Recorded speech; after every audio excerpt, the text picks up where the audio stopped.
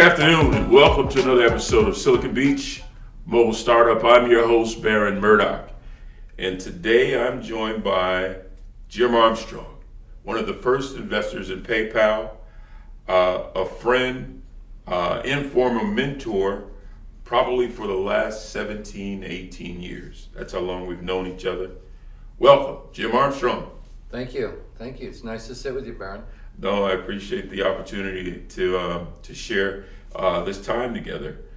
As I previously stated, when I mentioned that I wanted to sit down and talk with you, I feel like there is a real need for useful information, because there's a lot of podcasts, there's a lot of interviews with a lot of people, and it can be so bogged down with jargon, so bogged down with information that is not something that somebody can walk away with and say, I can change my perspective, I can change my game plan, I can move forward. And I think if we do the right thing today, we should be able to arm a good amount of people, meaning those people who have a business and are thinking about scaling it to a point where it's a target for M&A, or they possibly want to go public, or it's an entrepreneur or it's a corporate executive thinking about becoming an entrepreneur, really understanding the lay of the land in terms of what is the risk. And the reason why I titled this episode Nothing Ventured is that in life, you don't achieve anything of any great impact if you take no risk. And sometimes that's building a new friendship, sometimes it's finding the dream spouse, and sometimes it's the business that you didn't know you had within you. So I think that is the essence of what today is really about. Yeah. So I want to keep it as loose as possible, and you feel free to share. I kind of came up with some topics and some areas. I have a lot of background information on you, obviously, but you would be able to gauge what is appropriate and what is what you feel good about sharing. Yeah. So I would say just making information consumable and putting it in frameworks is really powerful. And I saw a great saying the other day. It's kind of a clit saying, but it's interesting. It was everything you want is on the other side of fear, and I really believe that. Yeah. In terms of risk. Yeah, I think you're right. So I wanted to start off by giving the viewers a little snapshot of how we met, how long we've known each other, and segue into you telling us a little bit about the genesis of Jim Armstrong before he was a VC, and how you came to love this industry and embrace it. Yeah, sure. Well, as we were just speaking, we met again almost 20 years ago at a conference in Southern California, one of those venture conferences. Mm-hmm. I tend not to do those as much as I used to, but I always enjoyed speaking to people after. And you followed up, you were persistent, and there was a couple voicemails, and we started talking, and we had nothing specific to talk about. It was just connecting. And then I think you were really interested in the VC industry, both the people who invest in VCs and VC itself. Mm-hmm. And we've just stayed in touch over the years in the broader Southern California community. I invest nationally and internationally, but I always look at things closer to home. In terms of my story, I can tell you I went to UCLA, and the one thing I'll tell you about UCLA, I studied economics, which I love. I love the study of markets and the study of incentives. That always is what drew me in. Mm-hmm.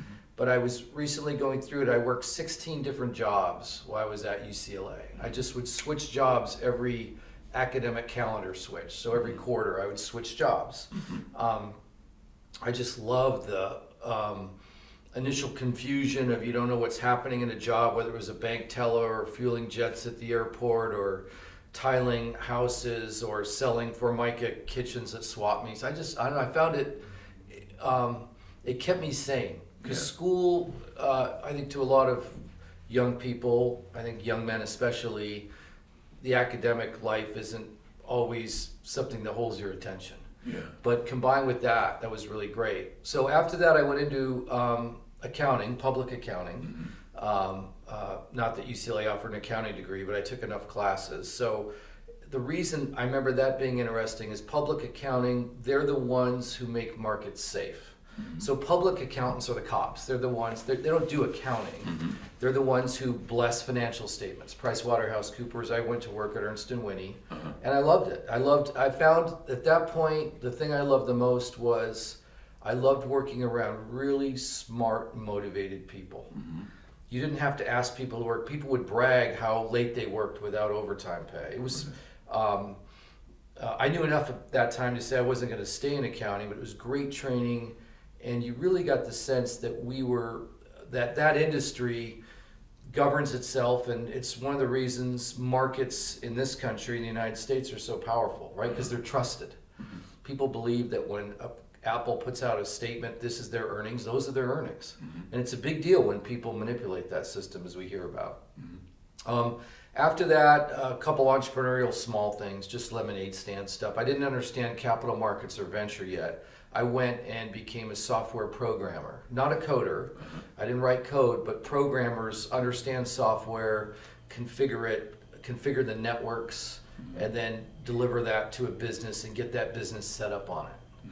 And that was enough where right then I said, okay, the past was molecules, people who make tables and chairs, and these were the big companies, and the future is going to be ones and zeros, right? And I want to be. And I understood it enough at that point, I was about 26 years old, that I said the most important thing is I have to figure out what industry I'm going to be in. Am I going to be in finance? Am I going to be in hospitality? Am I going to be in tech? Am I going to be in healthcare? And I decided right then I was going to go tech, and then I went back to business school with my then fiance, now wife, and went to University of Texas. Was your wife from Texas? No. Okay. We just both got into grad school there.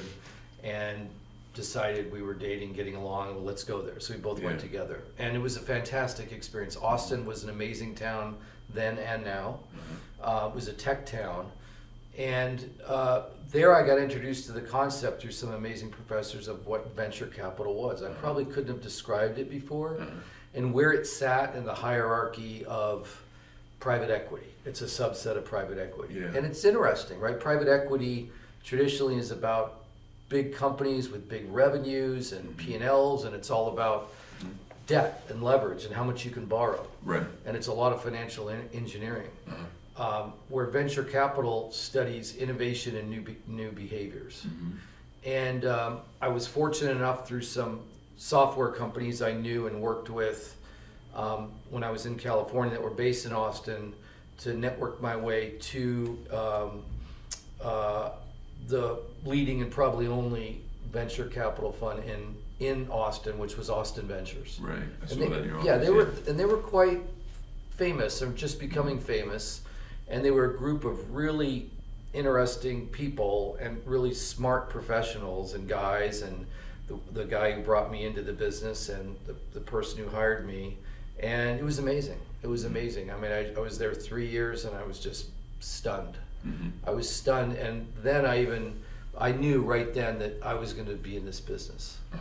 And then I went on to, after a few years there, Austin was just a small market. My wife didn't really like Austin very much just because of the weather and heat. And so I came back and I joined Bill Gross at Idea Lab Capital. So the internet was a new thing, and I was drawn to that, and here was this guy. And at the time, a lot of people were saying, I don't know if the internet's going to be a good place to invest, believe it or not. This was in my lifetime. This is 98. So in the summer of 98, I left Austin Ventures and came out and really worked with a guy to start Idea Lab Capital Partners, right? A person there I met, and that became a really great firm alongside Idea Lab, focused on internet investing and then later tech. That spun out, and then we did Clearstone Venture Partners, several funds. At this point, I was becoming a bit of a veteran, lots of successes and lots of failures, and then co-founded another venture fund in 2014 called March Capital with one of my ex-Clearstone partners and some other people. And then now I work in a sector-focused fund called Composite Ventures, which is really trying to focus on one sector for a little more advantage. But I'd say I love the business. So if we were to look back at your time at Idea Lab, one of the things that I have the thought of is that there has to be something in the investment thesis of a firm or a fund that drives their success. Mm-hmm. And I think, was pay-per-click the big discovery for Idea Lab, or no? Yeah, that was a Okay. big discovery, and but Idea Lab was focused because of Bill Gross, the founder of Idea Lab. And again, I wasn't Idea Lab; I was Idea Lab Capital, which was adjacent. And Bill Gross was also a partner in the Capital Fund. And Bill had said to me and the other person, "Look, I need to start my own venture capital fund because Silicon Valley firms and the venture capital industry doesn't understand the internet and doesn't believe in the internet." And that was absolutely true at the time. Again, hard to believe. People were saying things like, "Will people really use their credit cards online?" I mean, this is what was happening. Right. This is not 100 years ago. Right. This is 25 years ago. So he said, "Look, I need to fund my own companies with this firm." And so the advantage was it was known to be focused on one thing, and that thing was early and successful. So that was irresistible to capital. And the returns reflected it. The first fund rapidly returned 7 times capital. Returned seven times capital within 36 months. That's unheard of. Wow. And so it had a lot of early success by being focused. In terms of the pay-per-click, that was just an innovation that again came from the Idea Lab side, came from Bill Gross. The company was called GoTo.com, later Overture. Okay. Was bought by Yahoo for about 1.67 billion, I think. Okay. But it was the innovator of pay for placement. Okay. And that came from Bill just looking at analogs in the real world, and it was a brilliant idea. Eventually, kind of made famous by Google. I think they ended up paying a patent infringement lawsuit of 400 million to Overture. Wow. But it was all done Because they legally had and the IP everything. prior Right, to- IP. But I think there was something about how the IP wasn't filed right. But in general, it was a real innovation. And again, it seems obvious now. Yeah. Oh, that's huge. As we look at moving forward from Idea Lab to Clearstone, how did the partnership come together with you and Elkis, or was he with the Idea Lab Capital? Bill Elkis founded Idea Lab Capital Partners with Bill Gross, and Okay. I joined him. Okay. And then we decided at that point, Bill Gross wanted to keep Idea Lab focused on a certain area, which was early stage, a lot of e-commerce at the time. Okay. And we had achieved notoriety because of our returns and because of our investors, meaning that our investors were the premier blue chip investors who invested in our fund. They were the best, considered the best money to invest in venture funds. A lot of top fund of funds, pensions, endowments. And so we wanted to do other types of investing. Right. We wanted to do enterprise software. We'd always done our own thing. For instance, PayPal was not an Idea Lab company. Okay. Well, that was more Clearstone later on. But we'd always done companies outside of Idea Lab. I think we did about 50-50. And we just decided that we wanted to have our own brand of relationship. So we added a couple partners, really bright people, and we became a broader fund. Right. And became a less focused fund. And arguably, we had some really good successes, particularly the later Clearstone funds, but not that same level of return as the early success of Idea Lab. So there was a bit of we became broader and more generalist, and I'll say this: it became a harder business, Right. much harder, to be just another venture capital fund.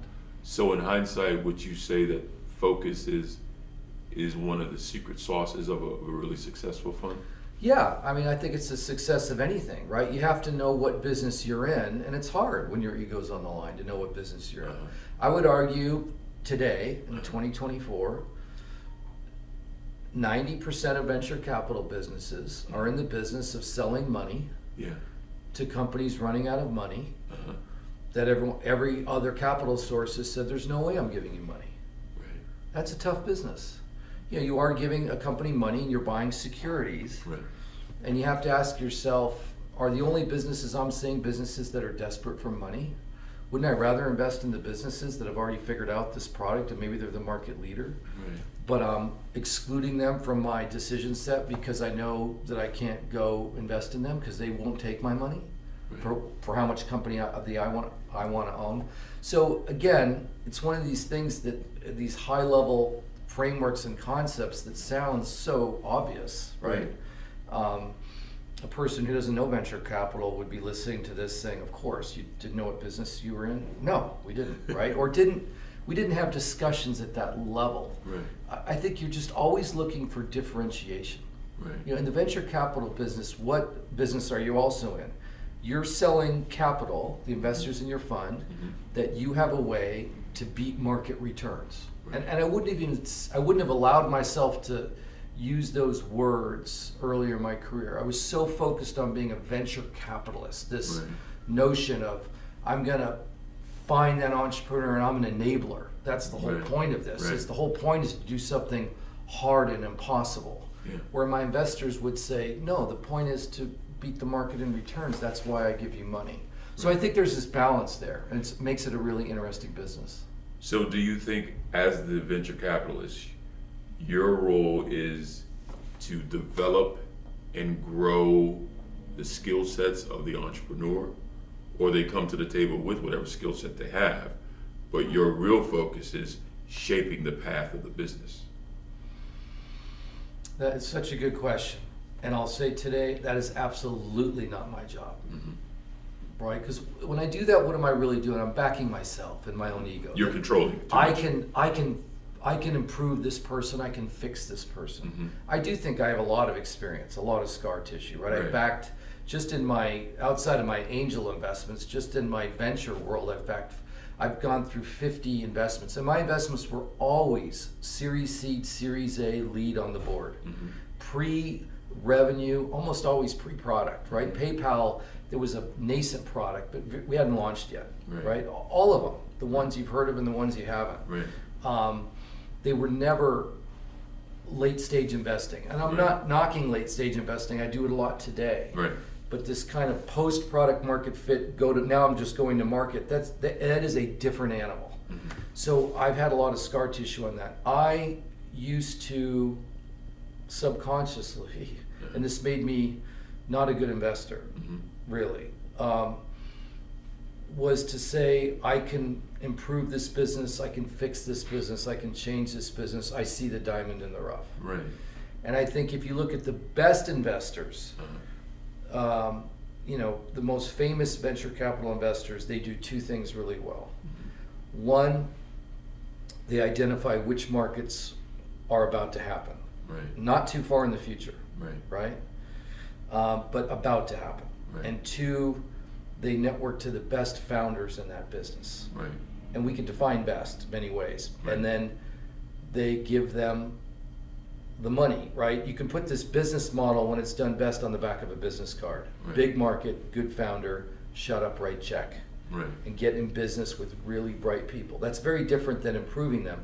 You can add value. You're supposed to bring capital markets, networking expertise, pattern matching on board, on governance. All that stuff's really important. And a good founder will have a great relationship, but that's secondary. A couple of the historic VCs that I've admired was Sequoia with Don Valentine, who started his career at Fairchild Semiconductor. So he kind of had a behind-the-scenes look at where everything was going before it left the stable, if you will. And they cherry-picked a lot of things because he had some insights. Then I watched Kleiner Perkins Caulfield with Tom Perkins and decisions that he made. But one of the things that I think both of them said was the idea of looking at where is the biggest market opportunity. If it's a big market, they look at your pitch deck and get to the page, how big is the market opportunity? If it's a big market opportunity, then that is one of the bigger drivers as to why I should get into something, because it is a big market opportunity. It's not some little niche. So my question to you, because one of your most prolific successes is PayPal. Why did you not make fintech your sector of choice from then on? I kind of wish I would have, because I'm doing a lot of fintech since, and especially right now. I didn't feel that, I knew fintech was a big opportunity, obviously, and it's always an interesting revenue model and business model, and revenue models are the hardest thing to figure out in these businesses. But it just didn't capture my interest enough. I wanted to look at silicon, right, which I haven't done that well in. I wanted to look at e-commerce. I love some of the two-sided marketplaces. I've had some huge successes there. They're some of my favorite businesses. Some fintech is B2C, some's B2B. I like apps and B2C occasionally. A lot of people won't do direct to consumer. I will. At the time, this is 20 plus years ago, I just wasn't willing to commit to one sector. You know, in hindsight, I go back and I would, do a little hand waving and say I'm a fintech investor. I also do A, B, and C. But hindsight's a tough judge. Right. So I noticed in your current portfolio with Composite, you have a company that it's in the food business of selling produce, I believe. Yeah. So it's both B2C and B2B, right? Wholesaling as well as delivering to the end user. Yeah, you're talking about Hero, or you're talking about Grub Market? Grub Market. Yeah, so Grub Market's an interesting company run by a really smart entrepreneur, and it's an interesting business for two reasons. One, it's a roll-up, good old-fashioned, take an industry that's fragmented. We were talking about this before this started today. That's really fragmented, has not had the capital markets focus on it, right? In this case, it's the delivery of produce. Right. I think they're up to $500 million of revenue a quarter. So I think they're a $2 billion revenue company. They're considered a really powerhouse Silicon Valley company. We're a smaller investor in it. It's raised a lot of capital from really good investors. Right.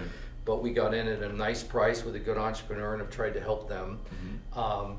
And they started just aggregating P&Ls, and now they're layering on value propositions and technology and bringing a lot of value to that business. So, my current focus was to look at a huge sector, the $7 trillion retail sector. Right. I did some retail tech investing, and we can talk about that or not. It might be too specific for this conversation, why I'm doing it and what the opportunity is, and there just wasn't capital focused on it. And I had a great network there, so that fits into the play of Composite Ventures. Okay. Right. And that's not a fintech play yet, but easily they could be processing payments. And that's why fintech is powerful.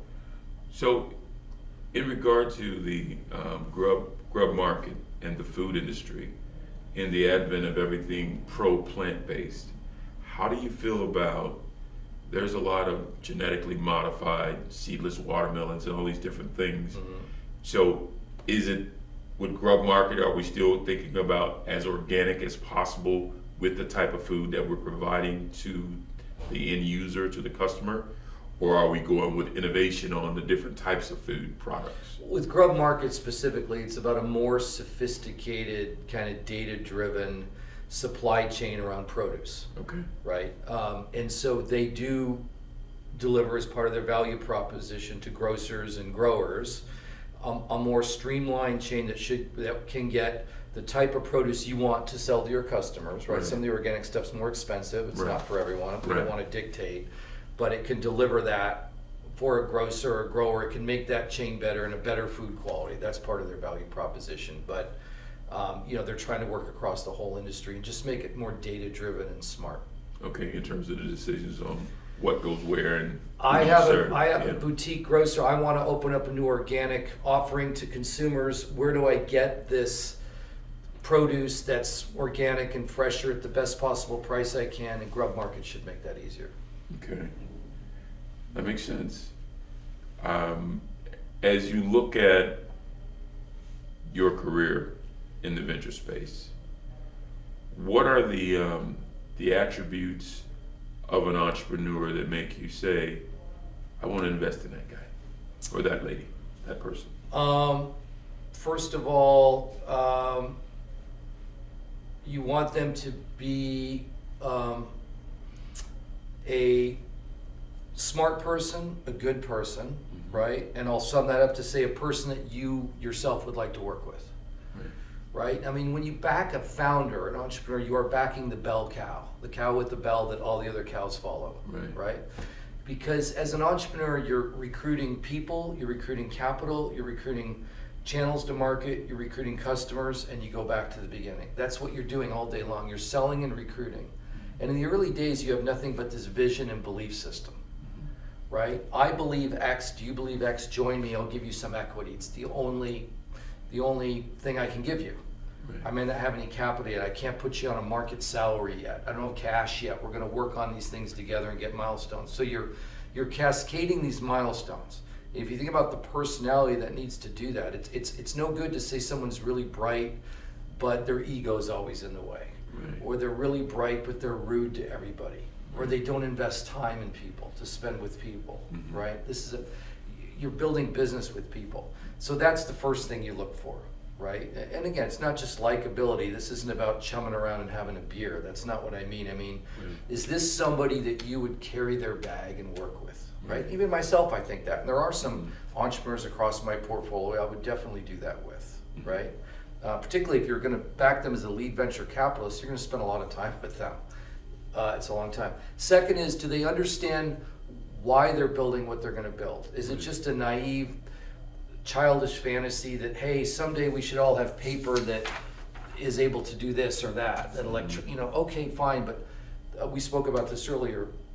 Do they understand the industry they're going in and why it's organized and has come to be the way it is? In particular, the innovation they're bringing to market, can they speak intelligently why no one's done this before? Which is why technology is great. Oh, this device didn't exist before. So now we're going to have, as the smartphone became adopted, all these businesses that are purpose-built for mobile. So purpose-built for mobile was this great thing. Now we've got this generative AI happening, and which is different than the AI that was before that, because everything gets monitored that. What is that going to enable? So that's a natural time for disruption when a new platform is being, or a new desired behavior is being introduced to an industry. That's a wonderful time to invest. But can they speak to those things? A lot of times you don't get such a nice benefit to have that. So I'd say those are the first two things I look for. And I'll say a third thing too. Do they understand why they're doing this? I know that sounds silly, but some people are doing it because they want to create something. Some people are doing it because they want to make a lot of money. And some people are doing it because they want to be the boss. And those are different things. And that needs to be understood by the investor. And most importantly, by the founder. They should be clear internally why they're doing that. And I would ask every founder to think that, why are you doing this? And if it's for money, that's fine. Just the key is to be all clear with it, honest. There's no bad answers there. There might be a reason a VC walks away when they hear one of those answers, but you'll attract the right investor if you're clear on that. And I think I read something where you said you never want an entrepreneur to come into a pitch meeting and oversell you.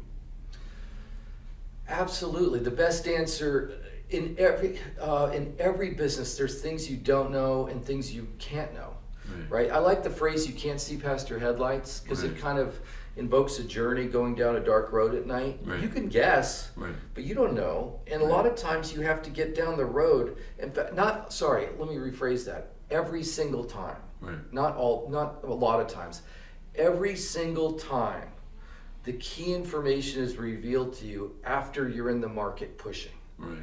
For early stage companies, mid stage companies, and late stage companies, the market's changing, right, with new innovations. So kind of don't tell me you've got it all figured out and I just need to relax. Nothing makes me more nervous than that.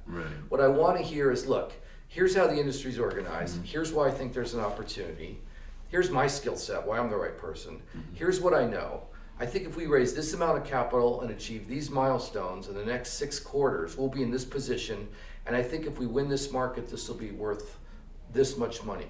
Join me on this journey. I could really use your help and experience. That's the pitch. So it's really having that entrepreneur that can be truthful and honest with you throughout your interaction. Yeah, if I feel they're selling me now, they're going to sell me every board meeting. And Signal is always trying to push through the noise. It's trying to say, hey, over here, there's a key fact, right? And an entrepreneur who's selling all the time will miss it. Yeah. You're looking for the signal. I remember at PayPal, early days, when I invested in PayPal, I was the lead investor, right? I bought 20% of the company for $5 million. This is before Elon Musk got involved. It was just Peter Thiel and Max Levchin. And the company was called Confinity. And I think technically it was the Series B because Nokia Ventures, as a strategic, had invested because the product was 100% on the phone. Pre-smartphone, it was on the Palm, or the Trio. The Trio was the phone. And Max had designed, the key feature was the software beamed with the money. Right. So if I wanted to send money to you through that little infrared port, you might say, well, I don't have the software, I have the money. Say, oh no, it sends too. And that was the innovation I invested in. Wow. Right? And, but it became obvious that that was a silly Palo Alto centric idea that the world's gonna walk around with this particular phone. Yeah. And it was just better on email. We need to send money on email. Yeah. And I remember having that discussion that we should be moving this to a broader platform, email. Right. Again, this is kind of, people weren't even really texting at that time. This is 99, maybe 2000. I'm trying to remember the exact date, but and then I'll there's lots of examples like that of all these investments. In hindsight, you can see the signal. The question is, can you see it in real time? And you have to be quiet and listening and thoughtful and honest to see the signal. Right. So would you say one of the biggest assets that you have, I've seen how you interact with people in different settings, is the establishment of your network and access to deals, access to, quality ideas, quality entrepreneurs. Right. Yeah. It's a big deal. It's a big deal for not just a venture capital fund, it's a big deal for everyone listening to this, right? Yeah. So, and I've developed some thoughts on that around venture capital, but I think they apply. So it's interesting. It's the key thing, arguably for everyone, right? I think Tim Ferriss is famous for saying you have the average IQ of the 5 people you hang out with or six, you're closest to, right? That's a function of this. My friend Naval Ravikant, who I built a business with as a founder, early stage, we went through battles together, has a nice statement I like, which is, don't network. Right. Instead, do something of value and be known for that. Specific, I think he kind of means with that. Right. Do something of value and be known for that, and the network will be available to you whenever you want it.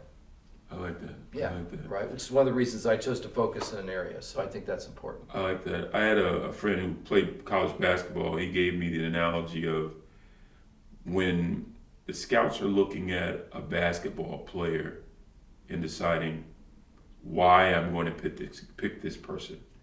It's a matter of, what is he good at? Is he a great shooter? Yeah. Is he a great defender? Is he just a great hustler? What attribute is that person bringing to bear?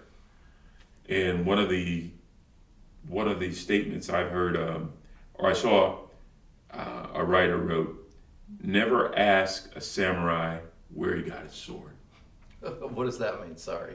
The never ask a samurai where he got his sword is, the sword is irrelevant because he has perfected a skill at something I see what you're saying. that you may never perfect that skill. Right. So your thing is to come to the table with whatever your skill, show what you're capable of. Yeah. And then hopefully you'll be guided to what is your sword. Right. And that will lead to whatever you're gifted Well, in at. fact, I'll even move that up a level because people might. I think it's more helpful to think about your interests. So let's say I was really into fashion, which I'm not, but if I was, and I did a deep dive in fashion. I understood the fashion industry. I understood where it's organized. I tried to go meet the players. I understood who's going up, who's going down, and I went deep on it. And I write about it, and I get my interest out there in it. Then if somebody says, "Look, I want to do something in fashion. I wanted to build a company, or I'm a big, huge fashion brand in the world and I want to move something, then I'm going to reach out to Jim. Because I know this person, so now I'm known for that sector. So it's not just about I'm naturally good at this or that. It's that whatever you're interested in, get good at it and be known for that, and the opportunities will flow your way. Now let's relate that to venture. Right. So if we were to start a generic new venture fund right now, and we raised a large pool of capital, and this is the way venture capital was done for a long time. I think it's changing now. I hope it's changing now. And now I put the news out there. I've got a whole bunch of cash. Right. Everyone come to dinner. And you sit there and you start soliciting people who need money for ideas. Some are crazy, some are good, some are bad. That is not a great way to build a network. Right? And certainly a smart Silicon Valley based firm doesn't build networks that way. They go back to the other way. They go deep in an area by partner. You asked me a really evocative question earlier. Why didn't you go all fintech at that, right? And believe me, I've thought about that many times. That would have been a really neat way, leveraging my early investor, in PayPal. And again, PayPal was a somewhat success. You got to understand in 2000 when it got bought by eBay for $1.5 billion, but it wasn't the PayPal it is today. That eBay did that and then spun it out as a public company. So I want to be clear on that. But a lot of relating it to venture capital, a lot of funds just say, I have money. If you need money, come see me for money. That's not a great way to network, right? A VC fund to be successful has to do much better than that and be known for the branding power, be known for their expertise in an area, and be known that they can connect you in an area, right? To relate it to that. Just to use that as an example. So there is the other benefit of the VC of, if I take you on as a VC and my business is in this sector, you have relationships in the sector. That's going to hopefully grow my business, expand my reach, expand my exposure to the market. Yeah. And that would be one of the bigger. And it was really hard to do that as a generalist. Impossible. Right. And my relationships were just too superficial. I couldn't help my companies enough. Right. Easy for me to say now. For whatever reason, I didn't see it deeply enough then. And I think a lot of venture capitalists, when they're in the business, why I wanted to get in the business, remember, I'm aware of why I wanted to get in the business. I wanted to be this enabler. There's a certain ego when you want to be a generalist. I can do a gaming company on Monday and a silicon company on Tuesday and a box company on Wednesday and a SaaS company on Wednesday and B2C Friday. Come on. Yeah. Come on. And there have been some VCs who've done and they pattern match at the high levels and move things around, but I think that's really, really, really tough. So let me ask you this, thinking of the LPs and the various types of LPs that you work with, from family offices to corporate entities, to private individuals. What are the quirks or the unique aspects of the LPs that you like or dislike? So they're each really interesting. So I'd say up until 2008, the Great Recession, I only raised money from big institutions. All of them have some small amount of their massive amounts of capital, 50 billion, 100 billion, 200 billion. This is California state pensions, Michigan pensions, Pennsylvania pensions, university endowments, fund of funds. They all allocate a little bit, or did, to venture. And that the lack that no one had liquidity, and liquidity is such an important thing. Effectively, the markets were falling. They needed cash, and they couldn't sell their investments or liquid stuff. They could only sell their Microsoft stock, which was a great stock and a bad thing to sell. So that burned, and that group left the asset class for a while, or at least rationalized the asset class. They said, look, we don't want to put money into investments that are out there for 10, 12, 15 years. That's not good. And then it moved more to, then after that, when I co-founded March after that, it was all family office, right? They're the ones who wanted in the asset class. And it's a good asset class. Like if you invest in the right firms in the asset class, you can make 20, 25% annual rate of return, which is crazy, right? It's crazy amounts of money. And it's hard, but it really pays off. So I'm really grateful these people all do the work. The biggest thing just sometimes is the scale. right? The scale, and it's, you said the quirks of the asset class. Or the LPs. Sorry, yeah, the quirks of the LPs. I'll tell one story about the LP. I won't say their name, but let's say they're one of the largest pension funds, right, in the world. Right. And I couldn't get them to come to an annual meeting Right. in 10 years. They just wouldn't come. They just, Right. and every year my rep changed to somebody just out of school. Right. And because it was such a small Portion of their assets, even though they invested, I think, 20 million into my fund, Right. It's completely different than a Low family priority. office. Yeah, it was just low priority. And so there's been some interesting things, but they each require very different features and communications to work with. They do. Now, the lifespan of most funds typically is 10 years. That's the standard. 10 years is the standard with extensions, but it usually goes much longer. For most standard funds, it goes like this. You raise a pool of capital, let's say it's 100 million, or just to take an example. It takes you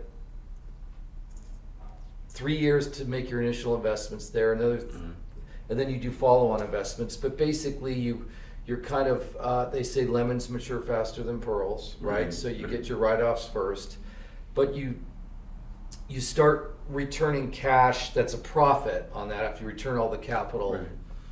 And by the way, I'm trying to hack this, my current model, but this traditionally is how it's worked, is year 6, 7, 8, 9, and sometimes the big hits don't come till year 9, 10, 11, 12.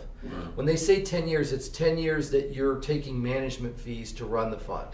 But after that, it's up to you to run it on behalf of your LPs, but you're not getting paid by your LPs to run it. That's kind of what's 10. But I would say I'd be surprised if funds shut down under 15 to 20 years. I think they have long tails that are aggravating and annoying. Yeah. Right. So is that a reason why a lot of VCs currently are moving towards later stage where they can see some liquidity events sooner than later? Yeah, early stage is hard. Right. And when the markets they go in these periods of IPO craziness, then things move quicker. Yeah. But it's hard. It's hard to invest pre-product. A company that's searching for product market fit, right? You could spot it in 30 seconds. Yeah. Mostly engineers. Right. Still thinking about, can't really say who their target market is. CEOs doing the selling. That's a dead giveaway. Right. That's a really exciting time for a company, but that's a certain thing, and it's almost like a caterpillar turning into a butterfly, right? Yeah. Then it changes to a company that's really focused on its go-to-market motion, its channels, its direct sales, its indirect sales, its account growth. It's being run by comp plans, CFO, HR, hiring. You see the headcount change. And then those companies typically consume a lot more money if they're trying to win the market, and grow fast. That's not the only way to go. You don't have to use the money, but there are different things. And investors, who wouldn't want to return money to your investors quicker? Makes sense. So when you look at a team that comes to you and says, this is our company X, what is an ideal team size? Well, so you're saying a team, so you mean that it's not just a single founder? Right. What is an ideal initial team size? Yeah, I'm struggling with the word ideal here, but I'm going to say that if it's a company... Preferred. We could say preferred instead of ideal. Okay, preferred. I would say for a company that's through its earliest stages, Right. I want... I'll give you two thoughts on that. One, for the key functions of the business, they should have a person in there. Okay. And I'll tell you why that's really important. But, so there might be a person in charge of revenue, a person in charge of... So a chief revenue officer. Chief revenue officer. Or But CFO. if it's early stage, it could be a director of sales who's good, and you'll know that they'll grow that team, and that person might lead that team or might report in that team. Definitely finance is important, especially if we're be giving you money in a bank account, right? Definitely product. We're in tech, right? And a lot of times that's split between CTO, who's more the broad technology, a VP of engineering who makes the trains run on time. Typically, Right. those are different personalities who work together. Right. Chief product officer, sometimes who owns that. Right. There's going to be some kind of, I'd say those are the main functions outside the CEO. You know, more importantly, what I want to see is I evaluate those people because it's giving me really key information I can't get. Oh, this is the kind of person that this CEO hires. This is how they pick talent. This is how they pick talent, Right. right? And knowing that early on, it's hard to pick talent because Mhm. people who you really want say, I'm making a gazillion amount a year working at Microsoft or Mhm. Google. Why would I leave? Why would I leave to join your startup, right? Right, So right. again, and they've had honest conversations. They all know the roles. Those are really, really good teams, right? And again, I'll highlight Peter Thiel as one of the best, a person who is obsessed with the quality of the people around him. Right. Certainly not the only one I've worked with, but Right. one of the best. And he's academically achieved. He was an attorney as well, right? A currency trader, attorney. But he, in fact, I remember several times he said, I don't want to be CEO of PayPal. Right. A lot of times, right up until, you know, I think the night before the IPO we spoke, and he said, I don't want to be CEO of this company. You know, I'm not saying that's the key to success, is not want to be the CEO. Right. What he did really well was he was obsessed with the quality of the people around him, almost as if he said, look, you're going to be running the company. I think that's a thing. Right. And I think the opposite of that's a thing, unfortunately, Right. is I want to hire people who do what I say. As opposed to I want to hire people who are able to take over if I'm not here and take it to the next level. And again, I mean, ego's involved in all this, right? Right. Ego, our ego, other people's ego, and someone who can navigate, maneuver that is extra special. Yeah. No, that makes sense. As the team moves forward, you're outsourcing the development of the product a lot of times. So I think something you said previously, because of technology's evolved, used to be a $5 million check you had to write to fund every company, every SaaS company. Yeah. And now it's 10% of that because you can outsource so many pieces of the puzzle. Yeah. Do you still think outsourcing is the best? Yeah, I'm going to say outsourcing. I'm just going to say using smart open source software, right? Again, just take AWS for an example, right? Right. Take certain development platforms. Take Right. Copilot, Right. right? Every software engineer, even 3 months ago, was not using Copilot, and now Right. it allows them to 10x engineers. You know, write me this code, QA this, verify this, test this. The world's changing so fast. You know, in some ways, it's, if you look at some of these AI companies, generative AI companies, they take so much money to start if they want to do it themselves. Right. This compute and buying these boxes and running these models can be a lot. But I think it's definitely true that you can start a company now in tech. Right. When I say start a company, I mean come up with the idea, get the plan, get the reasoning down, and do some MVP testing Right. on a very Meaning minimally viable product. Sorry, thank you. Minimally viable Minimal viable product. minimal viable product Mhm. on a market Mhm. with a very modest amount of money, Mhm. right? And that just wasn't possible when you had to own your own stack and your own networking stack and application stack and data stack. It's just everything's changed on that, right? And I think the open source piece too is really interesting. Open source revenue models are complicated.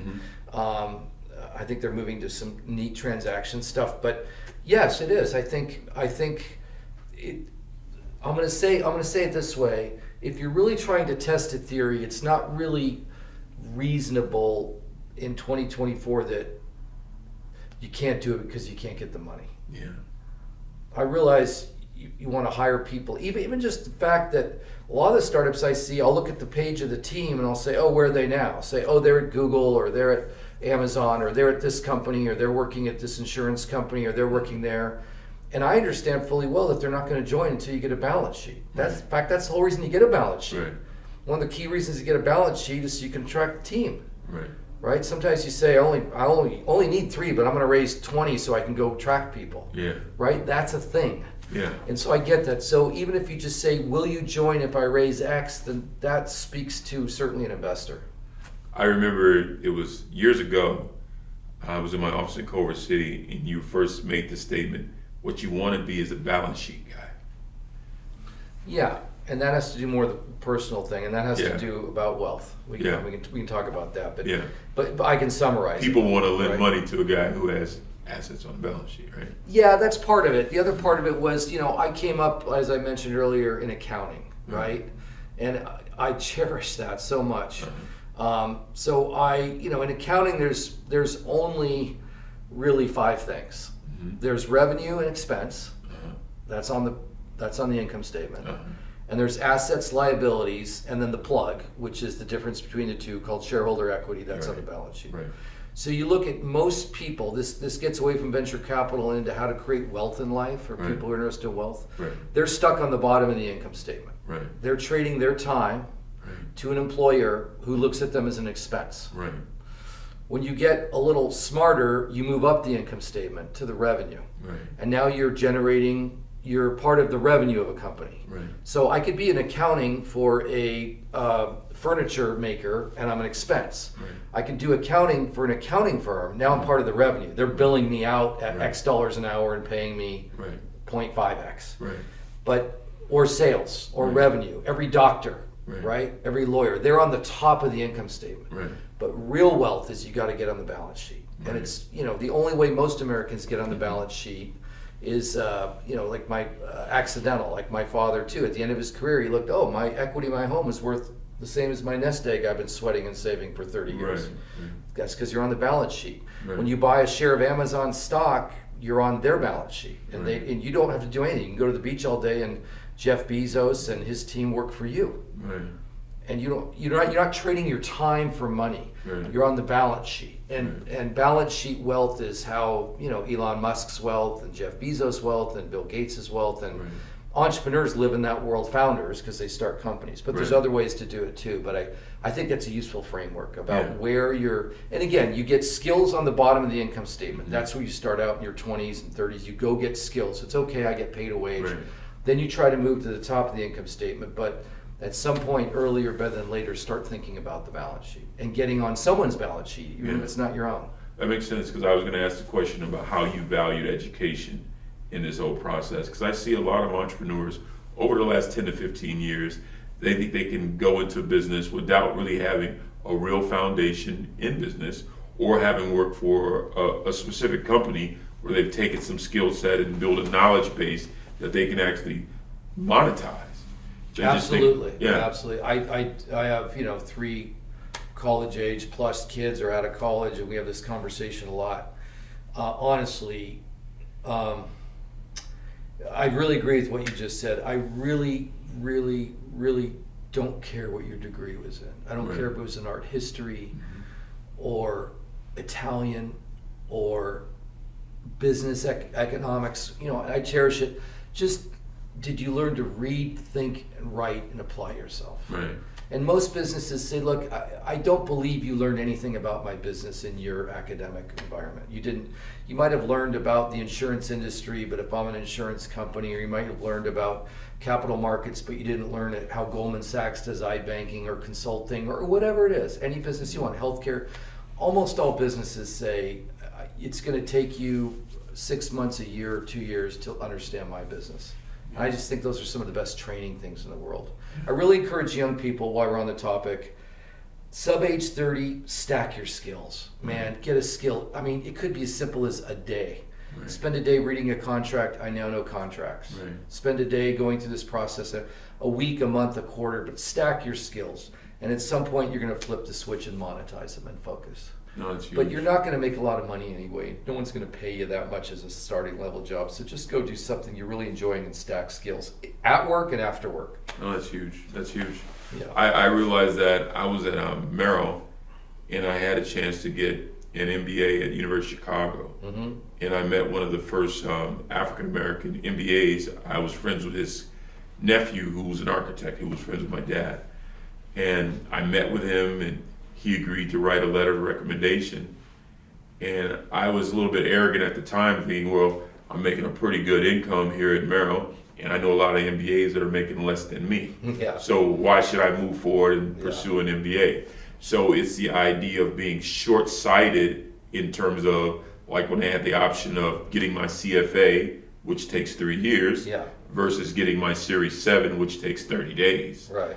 And without real mentorship, Yeah. without other family members or people in your life that have chosen your path or have seen your level of success, sometimes you don't have anybody to guide you, and you kind of like, Yeah. you may stumble and fall a lot.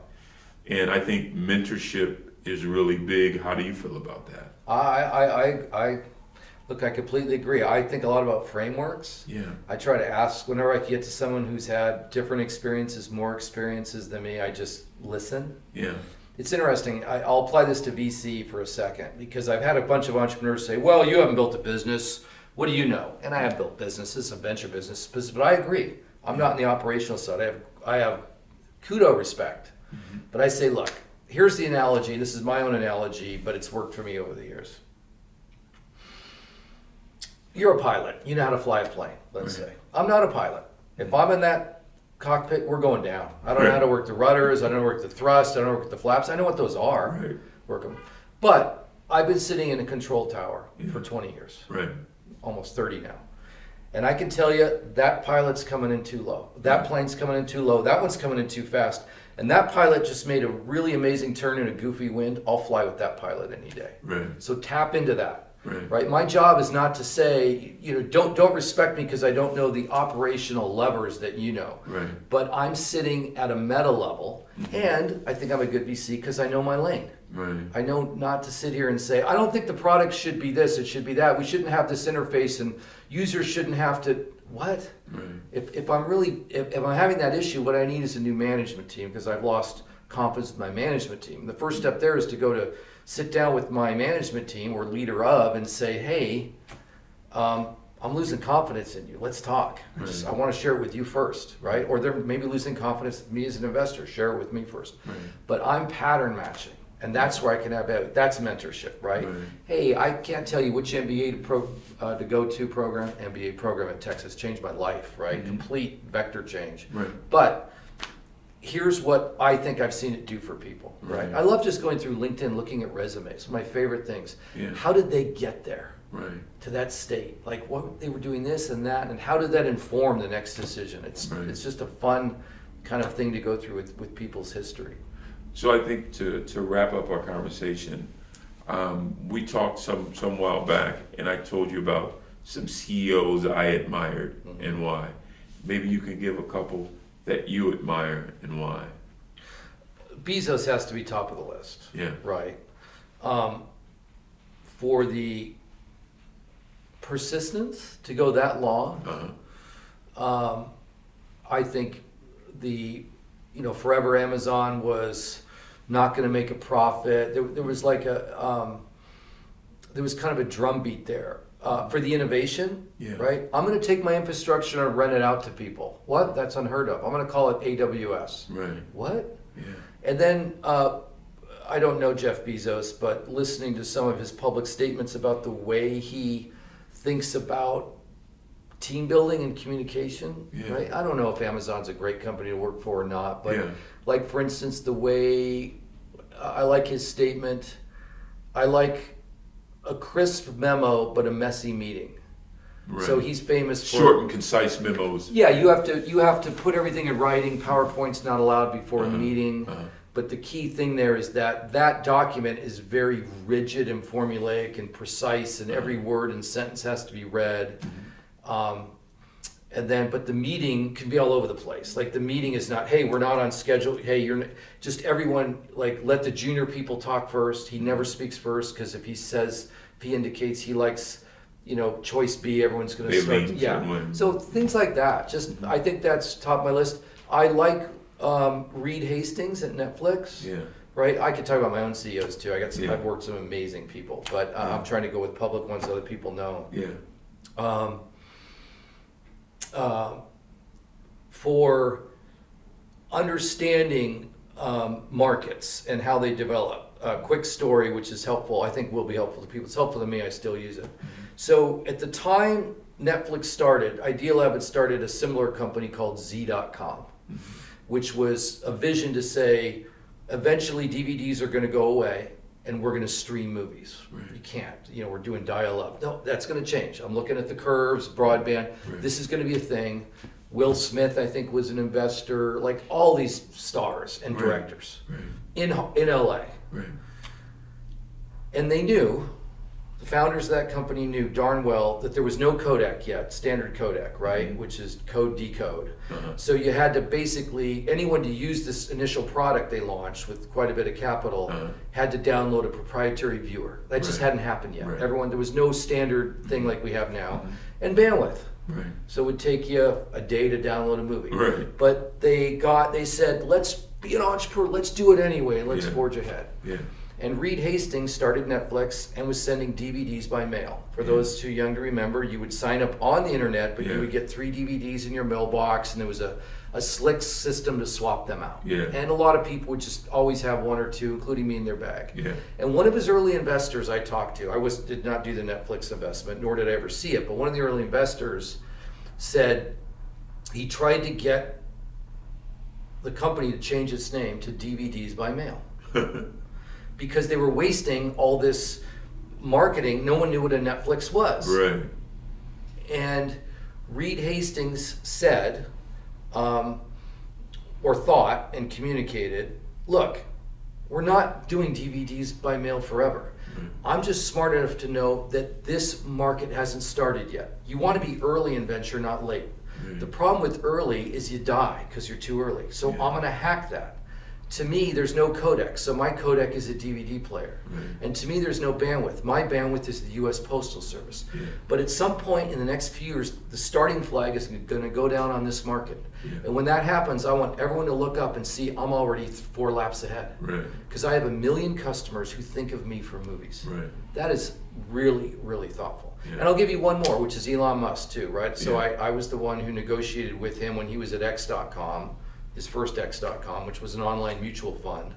And Peter really wanted to do the deal more than me. But he and I negotiated that merger, which ended up being a merger of equals, over lunch in Right. Palo Alto. And so I had a relationship with him. And his skill that I think is just to think about the biggest, most important thing only. Right. Right? So he was thinking about payments Right. at the time, and later he, shared with me SpaceX. He hadn't called it that yet, Right. but he really tried to persuade me to not think about helping a small niche market for virtualization and data centers, just to think about the biggest things, right? Electric cars, right? Space, satellite. Again, and there's a bunch of reasons I didn't invest in SpaceX, and that was the right call for the size of my fund at the time in their development. Right.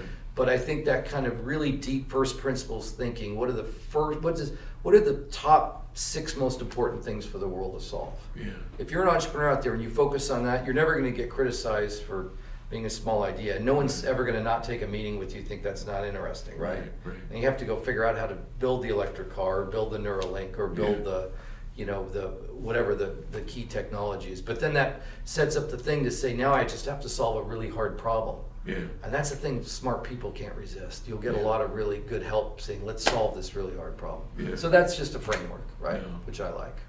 No, that's awesome. Well, Jim, I really appreciate you taking the time for us to have this conversation today. And I think we covered enough topics that there is definitely a lot to glean from this. Yeah, we didn't even cover some of the stuff on the list, so I guess that's a good podcast. Yeah, we can't cover it all. Yeah. But I definitely appreciate it. And I look forward to us, growing and learning more about each other's path and seeing where this journey takes us. Yeah, and thanks for having me on. It's always great to spend time with you. Thanks, Jim. Thank you.